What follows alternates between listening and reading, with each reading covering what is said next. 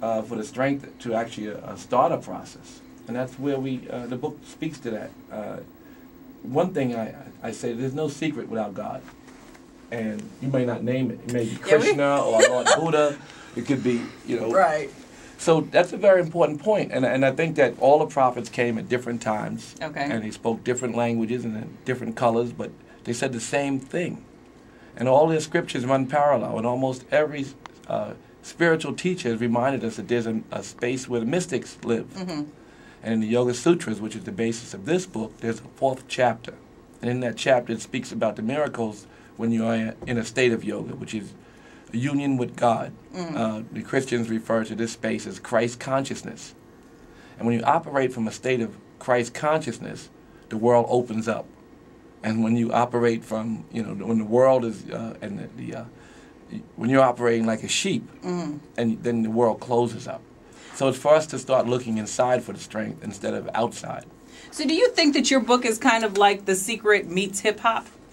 I heard somebody describe it like that. Well, I hope it's in a language, because, like I said, the prophets said different things, but the same thing, and they said them in different languages. Ways, right. And so we hope that the echoing of the truth, we all know the truth. I mean, you can sit still in meditation and prayer, and it will all come to you.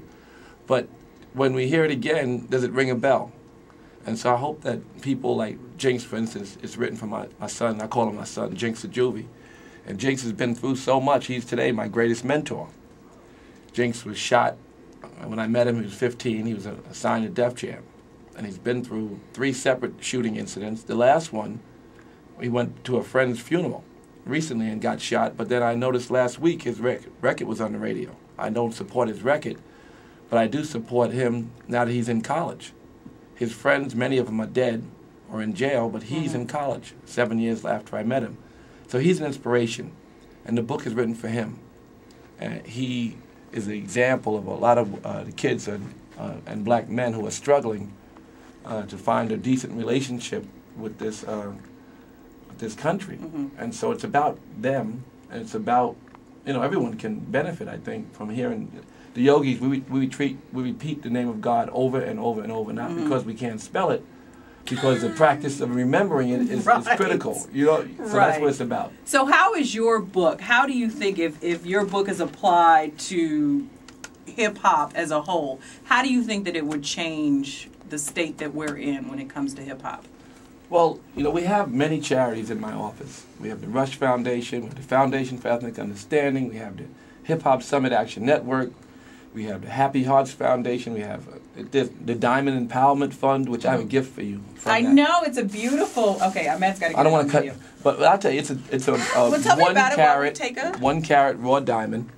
It is? Yeah, in there. It's a 1 carat raw diamond. It's real? Of course, it's real. And those beads are Malachi beads, and they're made in Africa. Oh, hush, Gary. Yeah. And those beads are made in Africa. This is beautiful, Russell. The money is for the 3,300 yogis in a college in South Africa, CETA. It's a free school. It's the only free college that I've, and that I've seen, certainly in Africa. It's the only free college. And the idea is to raise $35 million. Okay. And if we can sell enough of those bracelets, and the bracelets will be available in Zales and Fortunoff and Kay's and Gordon's, and they're on SimmonsJewelryCompany.com, SimmonsJewelryCo.com right now. Okay. And that's what the money from the bracelets, the proceeds, go wow. to. It's part of a Simmons Jewelry, which is available at those same stores. So there's a whole green initiative, and all the green jewelry gives away 25% of the proceeds, and this gives away 50%, which by the time we've finished playing, it's almost every penny we raise from that bracelet will go right to that college. And I'm hopeful I raised the $35 million that school. But a hit, like the minister said about the Million Man March, he said 1 million people, and he said he saw the words coming out of his mouth. And so I said we would raise that $35 million with that bracelet. So you put that in the universe. And I think that there's, I don't see why it's not possible. I remember selling 1 million sneakers in one day.